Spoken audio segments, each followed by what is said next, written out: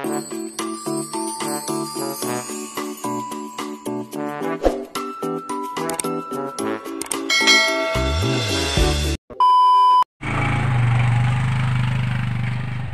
good morning. Welcome back again to our channel. Sama ako ni Donnie guys maghatid sa terminal sa mag-deliver sa ating walis tambo. Hi Tiguang. Good morning. Yeah. Manginabuhi na po guys. Manginabuhi pa guys. Delivery boy natin. Buwang nga panitin, balag-alagon. Ayaw niyo tawagin ng guys, matanda. Sorry. Ayaw ka dyan. Kasi single. Bata-bata pa yan. Single nga Tiguang. Ay, Tiguang ba dyan? Ayapin mo ako ng dyan. Hanap sa Herald Chicks daw. May series. Ayaw sa terminal. Abang ka na lang ng series. Pagtungong Gindulman. Okay. Ay, pamahaw diha. Pamahaw ka na. Ayo amping sa biyahe. Tarungan ng kuan kay Sige, sana maubos yan kasi ilang araw na hindi naubos yung ating walis. Badaplin kay makuan. Ala amping 2,000 years later. Hello. Update muna tayo sa ating trabaho guys kasi hindi pa naman tayo nagpatrabaho sa ating sa ating bahay, pero nandito tayo magtrabaho sa ating pangkabuhayan. Yung ating negosyo, konti negosyo guys, para pangailangan pang tutuos ng mga pangailangan, panggastos. Yung ating walis na tambo, yung ating hanap buhay. So yan yung nandito na tayo sa ating bagong banggera, sa ating bagong kusina guys. Pasensya na, hindi pa tayo wala pa tayong guys, wala pa tayong magbili pa sana ako ng tray ng malaki kasi hindi kasi yung ating mga gamit para sa ating maliit na lagayan ng mga gamit gaya ng plato, baso at saka at ito lang yung nakabili din ako ng tray para sa natin, kape, gatas. Wala ng gatas guys, kape, yung mga para pang gamit sa luto natin. Yan. Nilagay ko muna yung ating mga ibang gamit sa planggana kasi maliit yung ating tray sa plato. Balak ko pang magbili ng medyo malaki-laki parang kasya lahat yung ating gamit. Ayan. Yung ating banggera guys. Yung ating lababo. Binutasan na para handa ng pag may tubig na tayo na faucet dito. Ready na yun pagtaon ng faucet. So mag-igib-igib na lang muna sa tubig guys. Sa balde. Mag-igib-igib lang muna sa ating pagluto, paggamit.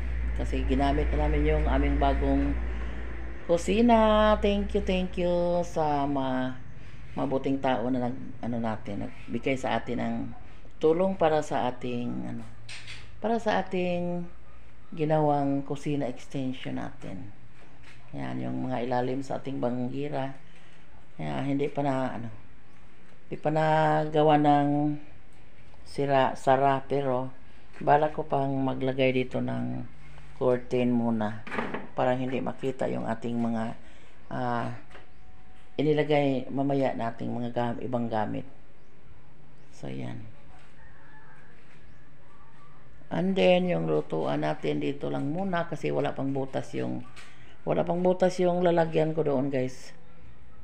Magpaano pa ako ang hirap pa kami ng barina kasi walang barina si Donnie pag butas sa dito.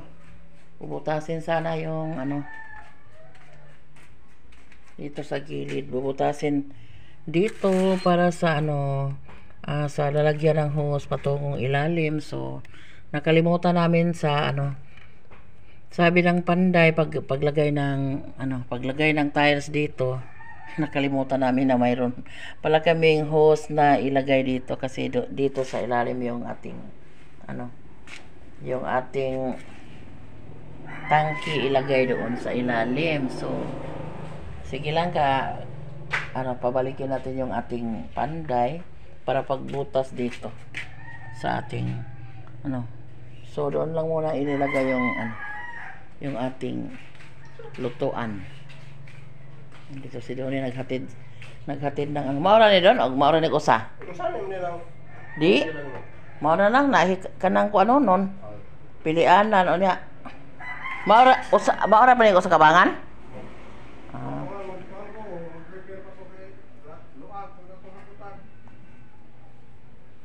Ano wala apil og repair ninyo?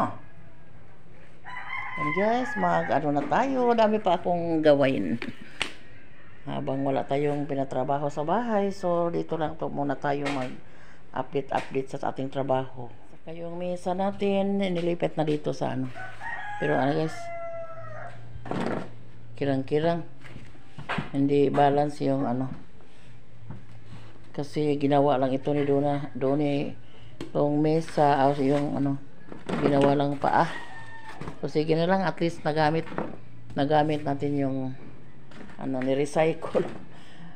Kumbaga ni-recycle ni Donnie kasi rolling ito sa kanang lalagyan ito ng mga wire sa electric wire, yung malaki para pang highway. Pero ano, hiningi namin doon sa ano, may-ari. So yan, nagawa ng mesa. Yan.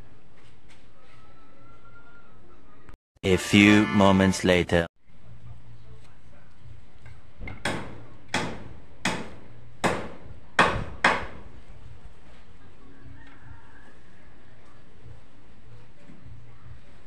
Magawa pa ako para kay ano guys, para kay Lola Ganda kasi magpadala ako ng walis tambo nila Camilo para sa ano, pagpunta nila doon sa Maynila kasi sabi nila na umuwi daw si Lola Ganda dito sa Pinas. So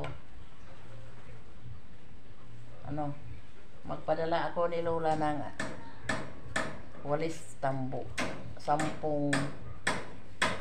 pieces yung ipadala ko kay Lola Ganda. Thank you Lola sa binigay mo sabon at saka towel. Tanggap ko pag Christmas. Ito na yung balos ko sa inyo Lola. Wala kong ibang ibigay sa inyo kundi yung walis natin kasi ito lang mayroon ako. Dadalhin ito nila ni Yasil at ni Camilo patungong Maynila. Buti na lang makapadala ako kay Lola Ganda ng walis. Noon pag umuwi si Lola noon, nagbigay din ako ng walis, 10 piraso. So ngayon ulit si Lola sa Maynila. So magbigay pa rin ako ng walis. Kasi yung walis natin guys ay nakarating ng ibang bansa.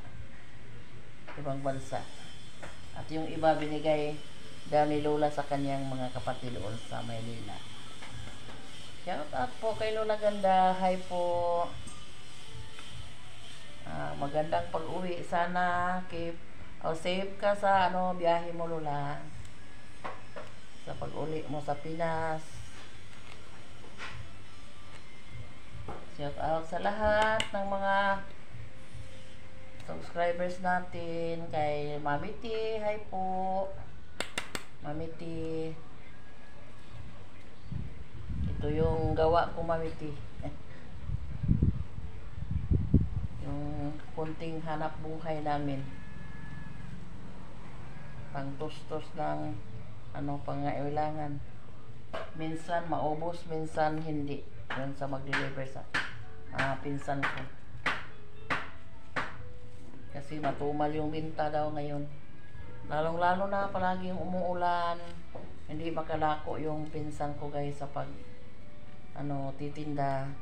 Kasi pagdating niya sa bayan, maglako na siya hanggang sa mga eskwelahan.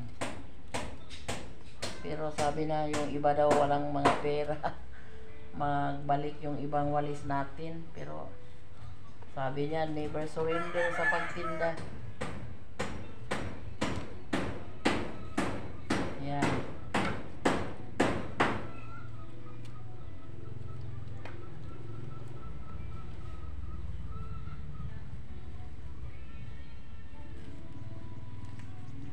Dito ako sa bagong kusina namin guys kasi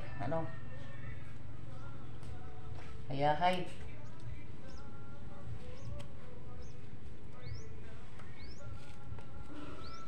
Hayahay, mas mahangin dito sa likod.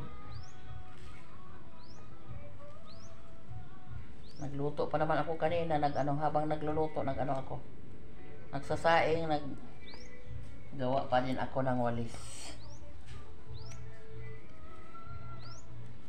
Ito yung unang proseso sa paggawa. Maglalagay tayo ng tambo sa handle.